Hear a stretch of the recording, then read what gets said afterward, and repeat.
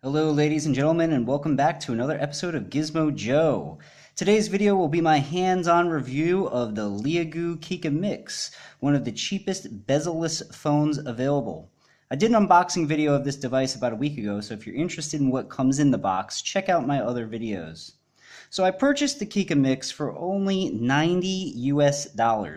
Currently, you can snap one up for about $120 from gearbest.com. I'll leave a link in the description below if you're interested in this particular device. Okay, let's get down to business. The Kiicaa Mix is packing a MediaTek 6750T octa-core processor at 1.5 gigahertz with 3 gigabytes of RAM and 32 gigabytes of onboard storage. It runs Android 7.0 and it has a SIM card tray that can handle 2 Nano SIMs or a single SIM and a micro SD card up to 256 gigabytes. I should just mention quickly that it runs Android 7.0. However, this is the Freeme OS, which is the Leagoo OS. It kind of reminds me of MIUI that is used in Xiaomi phones. But there's a minimum amount of bloatware that's installed. It's not that big of a deal. Anyway, the screen is 5.5 inches and full HD at 1080p. The Kiicaa Mix features a dual camera setup on the back, which is just there, and that's comprised of a 13 megapixel and a 2 megapixel shooter. The front of the device features a fingerprint scanner down at the bottom, and it has a 13 megapixel front-facing camera just there in the bottom corner. Finally, it is powered by a 3000 milliamp hour non-removable battery, so you cannot actually get into this device. It is all solid. As far as the design is concerned, the Kiicaa Mix won't be winning any awards anytime soon. The device is made completely out of plastic.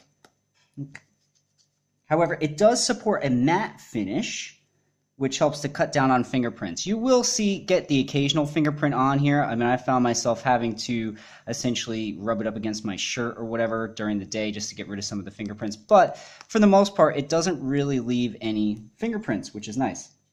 And the build is solid, and it doesn't really have any flexing, which is always a good sign. I mean, it definitely has a hard premium sort of feel to it, but it's not made with any premium materials, so it's definitely not going to excite anybody when they pull it out of their pocket. Anyway, as I mentioned earlier, the Kiicaa Mix has a 5.5 inch 1080p display, and it is by far the standout on the phone. It is very, very sharp. There's no pixelation. It's very bright. It has rich color reproduction, and it has excellent viewing angles. The tri-bezel-less design of the phone, which has been sort of popular, however, the 18:9 aspect ratio phones have kind of supplanted the quote-unquote mix design as being more popular. But the 5.5 inch screen actually fits into a body that's only about 5.2 inches total. So it's actually easier for people with smaller hands to use. As you can see, I'm not a super tall guy. However, I could easily reach across the entire phone comfortably with just one hand. So that's definitely something to consider if you're somebody with smaller hands and you're looking for this style of phone. Speaking of bezel-less, however, it's a bit hard to see, but this phone definitely has bezels. They're fairly noticeable around the sides and the top of the device. And the chin down here is fairly chunky as well. I know I have a black device, so it's hard to see, but the fingerprint scanner is there.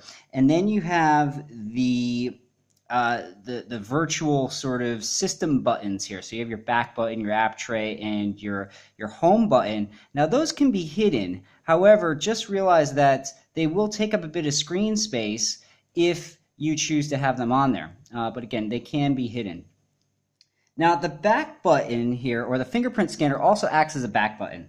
And it also supports gestures. So for instance, if I swipe the back button to the left there, you'll see that it opens up the app tray and all the different apps that are available, or that are open rather. So that's definitely a nice feature. Now, the 3000 milliamp hour battery was more than enough to get me through a full day of moderate to heavy usage. That being said, it was definitely getting into the teens by the end of the day, so you might want to carry a portable charger with you. I know that I felt a lot better knowing I have one with me in my bag at all times. So just something to consider if you are someone who uses their phone constantly throughout the day. It's only 3,000 milliamp hours. I would have liked to see a bigger battery in this particular phone, especially given the size. I mean, it's one of these squarish sort of bodies. You would think that they'd be able to squeeze a bigger one in there. So that's all the pros, all the good things about the phone that I liked. We're going to move on to some of the not so great stuff. I hate to say cons because, for some people it's not that big of a deal, but for me, these were the things that I didn't really like. First and foremost, one of the things I noticed almost immediately was that as someone who watches a lot of YouTube on my phone while doing chores around the house, cooking and cleaning and stuff, I was disappointed with the speaker on the Kiicaa Mix. The maximum volume is low and it suffers from some distortion when you have it cranked all the way up. So overall, the speaker sort of lacked depth and sounded really tinny. I'll bring up a YouTube video just so that you can maybe get a feel for it. Let's fire up this guy here. I got it all the way up, and let's give it a shot here. So basically, I got this guy in the mail a couple days ago, real cheap. The pre-sale was about $100 US, and so I thought that. So I don't know if that comes through on the video, but to me, there is a bit of distortion in the sound, and just the overall volume is not very loud. So like I said, I watch a lot of YouTube videos while I'm cooking and cleaning and stuff like that, and I found that, if I turn my back to it or if I was running the tap, it was really hard to hear, even on maximum volume, what was going on in the videos. So that was something that I was a bit disappointed with. Speaking of sound, there is no headphone jack on this particular phone. It does operate on USB-C, so that's what you'll be doing your charging and data transfer with, but you'll also have to use a headphone adapter. So there's one that comes in the box. However, I do not like this trend. I think it's really annoying. I don't understand why they can't stick a headphone jack in there. It doesn't seem like it would be that big of a deal. So I'm not too pleased with that. So hopefully that sort of trend goes away. Although the phone is solidly built, as I mentioned before, there's no flex or anything, the plastic construction doesn't really have a wow factor. It kind of looks boring. However, you have to remember that this is a device that is in the $100 price range, so there has to be some forgiveness for that. Now, the back cameras are decent. However, I found that photos often lacked detail and even appeared just a tiny bit fuzzy, even when I had really good lighting conditions.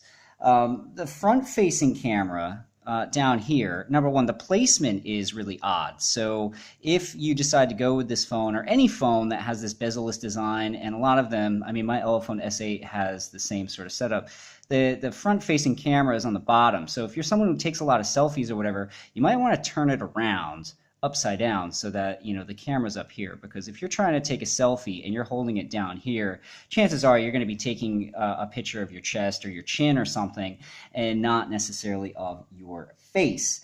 But speaking of that camera, I found that even though it's 13 megapixels, the images that I was producing on here were pretty grainy. They weren't fantastic. So again, I don't take a lot of selfies, so that's not necessarily a deal breaker for me, but if you're someone who does, that may be something that you want to consider. Finally, the call quality on this particular phone is definitely subpar. Now, I don't know if you can see, but there is no earpiece up at the top. So in this bezel-less design, what Leagoo has done is they have foregone the earpiece up here. So there's no speaker up here. Instead, it appears to me like it's on the top.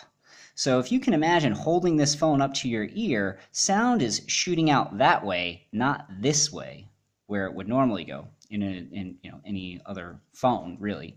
So it's shooting out and away from your ear. So I found that the Call quality was not fantastic. If Leagoo decides to make a follow-up device to their Mix series, hopefully they will address this problem, because this is by far the biggest issue. Everything else you can sort of overlook. However, the call quality is not great. So what's the final verdict? The Leagoo Kiicaa Mix is a solid budget phone. The screen is pretty impressive for the price range. However, you'll definitely want to use headphones if you're going to be watching videos, because, like I said, that speaker is not fantastic. And unfortunately, because there's no headphone jack, you're going to need a USB-C to 3.5 mil headphone jack adapter every time. So just make sure you always have one of those on hand. And if you don't make a lot of calls and you're on a tight budget, then the Kiicaa Mix is definitely worth taking a look at. However, if you're someone who is constantly talking on the phone, if you need it for business or whatever, again, the call quality is not fantastic, so this one probably isn't for you. You probably want to give it a miss. Now, that's going to do it for my overall everyday sort of review. I'll quickly just go through and show those of you who are really interested some of the benchmarks. So we'll take a look here. I ran these back when I got the phone originally. So if we want to look here. So this is your Geekbench score here. So 1752 is your render script score. If we look and compare it to some other devices, you'll notice that it's definitely on the sort of lower end. But like I said, I found that this phone was pretty good. I just use it mainly for watching videos, taking photos, things like that. So I didn't really have an issue with it. Now the battery here, you'll see that it has medium confidence. Now again, that means really nothing to me, but those of you who are interested in this particular score, it probably means something a little bit more to you. So it's a 1572 if we take a look at the battery score compared to some other devices. Looking pretty good, I suppose. But again, this doesn't really mean much to me. So those of you who are really interested in the numbers, that may mean something better to you. Now, I'll quickly show you some of the pictures that I took with this particular device. And what I'll do is I'll upload these photos to a photo hosting website, and I'll leave them down, links to them in the description, so you can actually have a look at them on a fuller screen. So as you can see, it definitely captures some detail, but it's that bokeh effect, that dual camera, that I find that it loses a lot of the detail. And again, I'm not sure if this is because they're simulating that bokeh effect. I have a feeling they might be, especially on a camera at this price point. But like this picture, for instance, I thought had really good detail here, but then, it's just this fuzziness that comes around. And that to me leads me to believe that it might not be a legitimate dual camera setup. Again, I thought that, it's passable. But if you're definitely somebody who's interested in, the best quality photos that they can get on their device, this probably isn't the one for you. But again, I'll put these up on image hosting website, and you can have a better look at them on your PC or whatever. Finally, I'll just quickly, I'm sure you guys noticed that I have Asphalt Nitro. And they always want you to buy something, don't they? Now I'll turn this down a little bit. But I'll just play this. Now this is definitely a mid-tier game. It's not necessarily anything super fancy. There are definitely more demanding games out there, especially some of your 3D first-person shooters.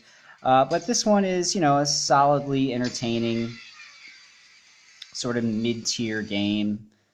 And we'll just let it load up here. Sorry, I should have had all this loaded up for you. But what you'll notice is sort of similar to the Ulefone Mix 2 that I reviewed a couple weeks ago. There's a little bit of lagginess, maybe some frame rate issues, but I mean, overall, it's definitely playable. It seems pretty fluid, and there aren't really any issues. Now, see, I'm terrible, so I'm just going to stop it right there because I already wrecked my car. Now, as I mentioned before, This particular phone is only about $100, so there are some things that you have to remember, and you know, some concessions that you're going to have to make with a device that's only $100. So like I said before, if you don't make a lot of calls and you're on a tight budget, definitely take a look at it. If you're someone who's always on the phone or needs a decent speaker or can't do without a 3.5 mil headphone jack, then you're probably going to want to give this one a miss. But if you're looking for a solid phone that has a great screen, and maybe all you do is use your phone mainly for social media or text messaging or whatever, then you might want to consider this one, because I think it's a steal for the price.